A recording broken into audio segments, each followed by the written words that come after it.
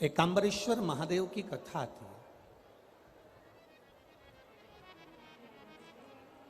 लिंग पुराण के अंतर्गत, स्कंद पुराण के अंतर्गत एकांबरेश्वर महादेव की एक कथा आती है। पूरी दुनिया में भारत की भूमि पर कहीं पर भी आप घूम लें, आपको मंदिर के अंदर पाषाण के शिवलिंग मिलेंगे, मंदिर के अंदर पारद के शिवलिंग मिलेंगे, मंदिर के अंदर स्फटिक के शिवलिंग मिलेंगे, मंदिर के अंदर लकड़ी के शिवलिंग मिलेंगे, मंदिर के अंदर आपको पुखराज के शिवलिंग मिलेंगे, मंदिर के अंदर पीतल का शिवलिंग मिलेगा, मंदिर के अंदर चांदी का शिवलिंग मिलेगा, मंदिर के अंदर सोने का शिवलिंग मिलेगा। पर भारत की भूमि पर एक मंदिर, पूरी भारत की भूमि पर एक मंदिर ऐसा है, कांचीपुरम का, तमिलनाडु का, एकांबरेश्वर महादेव का, जहां पर मिट्टी का पार्थिव शिवलिंग मिलता है। पूरी दुनिया में एक मंदिर ऐसा है।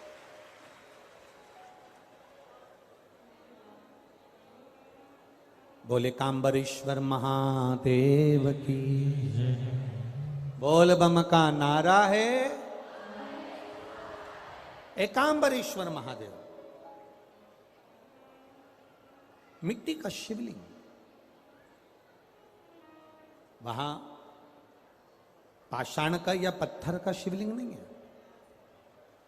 वहां पर सोना चांदी हीरा पन्ना का शिवलिंग नहीं है, वहां पर पार्थिव शिवलिंग है, पार्थिव मिट्टी का।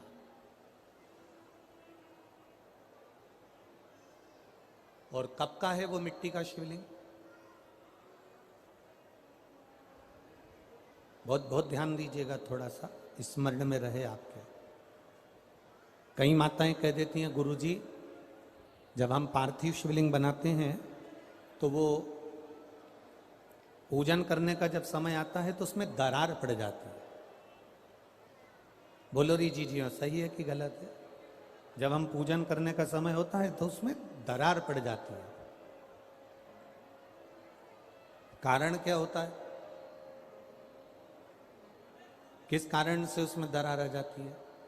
उसमें आपने 3 चीजें नहीं मिलाई। मिट्टी तो आप लाए हो पर उसमें 3 चीजें नहीं मिला पाए। एक, पहले नंबर पर है माखन या गाय का घी या दूध, इसमें से एक चीज जरूर मिला मिट्टी में। दूसरी, भस्म, थोड़ी सी भस्म यदि आपके पास में है, भस्म से मतलब होता है अलोना गोबर। अलोना गोबर जानना है आपने? यहाँ क्या बोलते हैं उसको? एक होता है गाय का गोबर जिसको हाथ से थापते हैं, थापा कंडा बन गया, वो नहीं। अलोनी गोबरी, गाय ने पौटा करा, वो सूख गया, उसको उठाया, जलाया, उसकी भस्म तैयार करी। वो भस्म शिवजी पे समर्पित होने वाली वो भस्म उस मिट्टी के अंदर डाली जाए। अलोनी गोबरी की जो भस्म होती है, गाय जो पोटा करती है और वो गाय का जो गोबर होता है वो सूख जाता है। सूखने के बाद जो उसकी भस्म होती है वो भस्म बड़ी काम की होती है। उसको जब जलाते हैं और जलाकर उसकी भस्म बनाते हैं तो वो बड़ी काम की रहती है, बहुत काम। हम तो यहां तक कहेंगे, जिस नारी के बच्चादानी के अंदर अगर गर्भ में गांठ हो गई है या बच्चादानी के अंतर्गत कोई भी परेशानी उसके जीवन में आ गई है कि डॉक्टर बोल रहा है कि आपकी ये ऑपरेशन कराना ही पड़ेगा, तो हम इस निवेदन को जरूर करना चाहेंगे कि प्रयास करिएगा। देसी गाय जब गोबर करे, पोटा करे और वो सूख जाए, वो सूखा हुआ जो गोबर का पोटा रहे सूखा हुआ, उसको जलाकर उसकी भस्म तैयार कर कर देवादिदेव महादेव को समर्पित कर कर उसको उठाकर डिब्बी में रख लीजिए। एक डब्बी में उसको रख लो और उस भस्म को सोमवार के दिन से लेकर 7 दिन तक लगातार थोड़ा थोड़ा सा उस भस्म को अपने उदर पर त्रिपुंड का भाव, उस भस्म से त्रिपुंड का भाव कि मेरा महादेव मेरे गर्भ की रक्षा करेगा, त्रिपुंड का भाव, और उसी भस्म को मुख में थोड़ा सा लेकर देवाधिदेव महादेव के चढ़े हुए जल का आचमन करिए। जो गर्भाशय में जो भी तकलीफ होगी, मेरा देवाधिदेव महादेव उसको अच्छा कर दे। गर्भस्थ तकलीफ,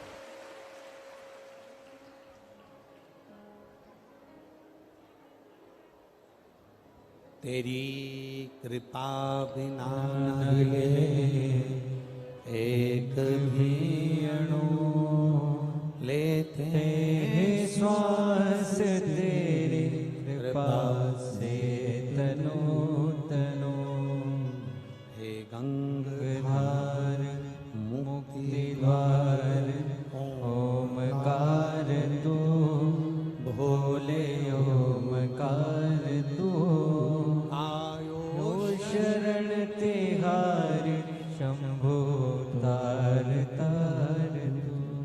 गर्भस्थ, गर्भ में अगर आपके गर्भाशय में अगर कोई तकलीफ है तो वो गाय के गोबर की, देसी गाय के गोबर की भस्म हमारे जीवन को सुख दे रहे।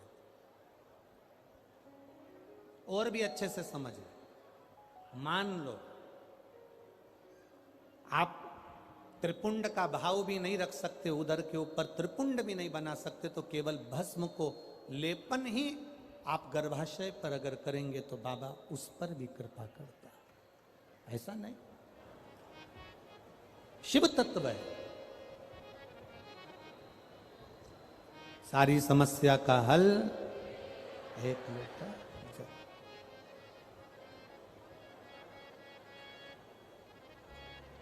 ये मानव की जो देह है ना, ये बड़ी विचित्र देह है।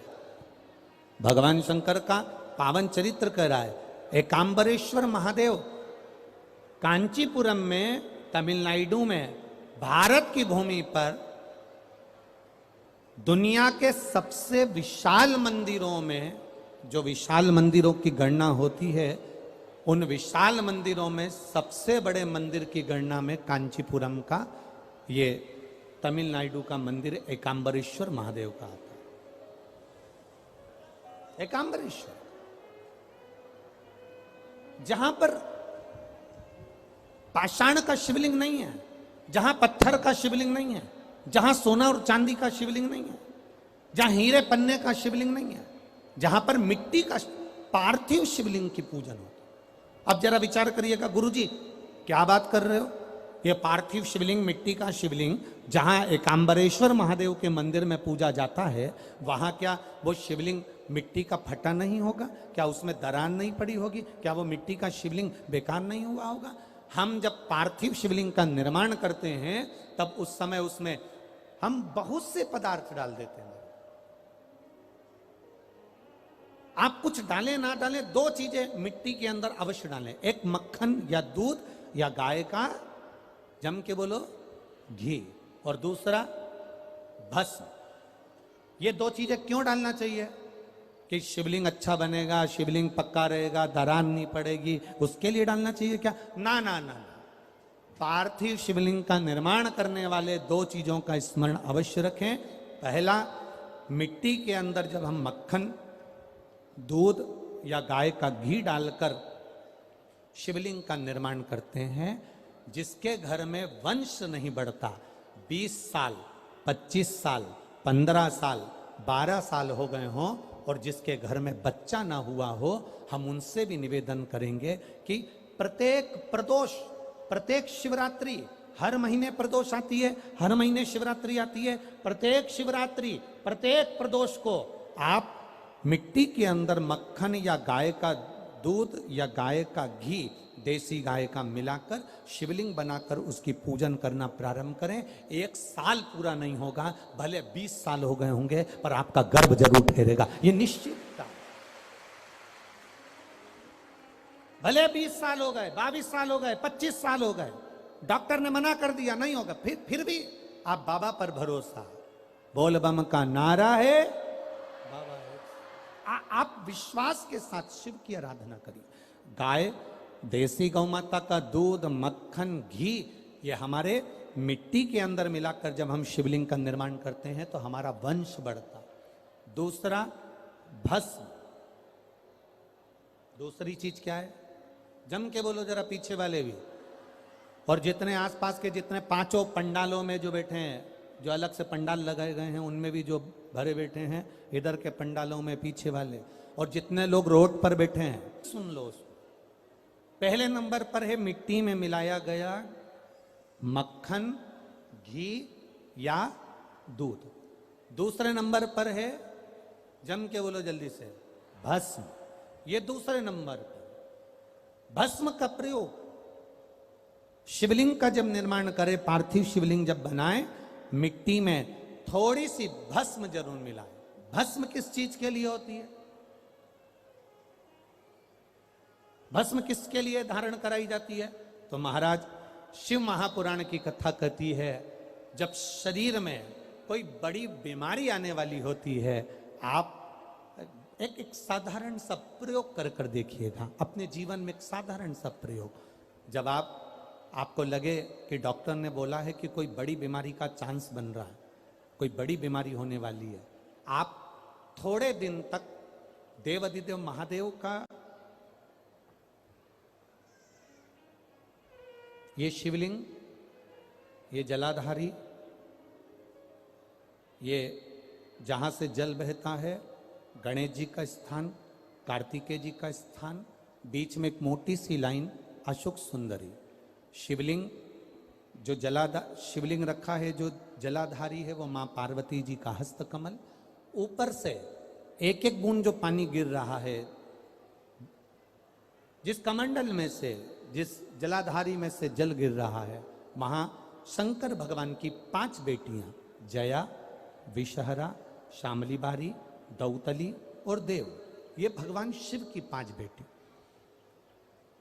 जब आपको लग रहा है कि मेरी जांच होने जा रही है, जब आपको लग रहा है कि मुझे डॉक्टर को दिखाने जा रहे हैं, मुझे लग रहा है कि कोई बड़ी बीमारी ना निकल जाए, अल्ट्रासाउंड करा रहे हैं, एक्सरे करा रहे हैं, उससे पहले घर में अगर थोड़ी सी भस्म रखी है, उस भस्म को जब आप जल चढ़ाने के लिए शिव जी के मंदिर में जाओ, हॉस्पिटल में दिखाने के लिए जांच कराने जाओ, उससे पहले एक काम जरूर करना, शंकर भगवान का जहां शिवलिंग रखा है, उस शिवलिंग के पास में भस्म का लेपन कर कर देवाधिदेव महादेव पर 1 लोटा जल समर्पित कर कर उसी भस्म को अपने कलेजे पर, अपने हृदय पर लगाकर देवाधिदेव महादेव का पंचाक्षर मंत्र नमः शिवाय, षडाक्षर मंत्र ओम नमः शिवाय या श्री शिवाय नमस्तुभ्यम बोलकर फिर आप जांच के लिए चले जाओ। कोई बड़ी बीमारी तुम्हारी जिंदगी में निकल ही नहीं सकती। भस्म भस्म हो। भस्म का काम क्या? हमारे रोग को, हमारी बीमारी को, हमारे आने वाले जो रोग हैं, जो बीमारी है, जो तकलीफ है, उसको समाप्त करती है। भस्म का प्रयोग।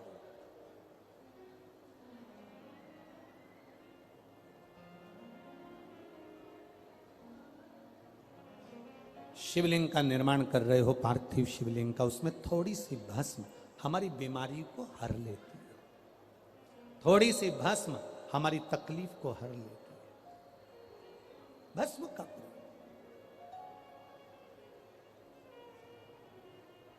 चपटी भभूत में है खजाना कुबेर का।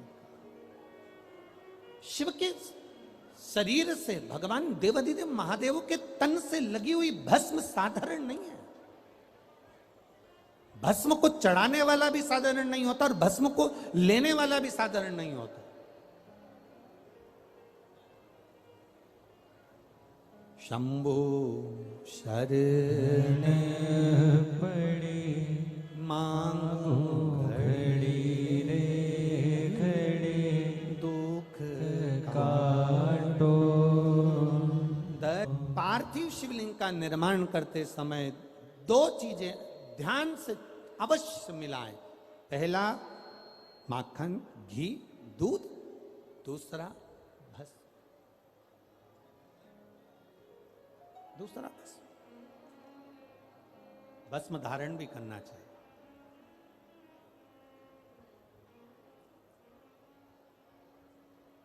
आज हम सुबह जब 10 बजे सबसे मिल रहे थे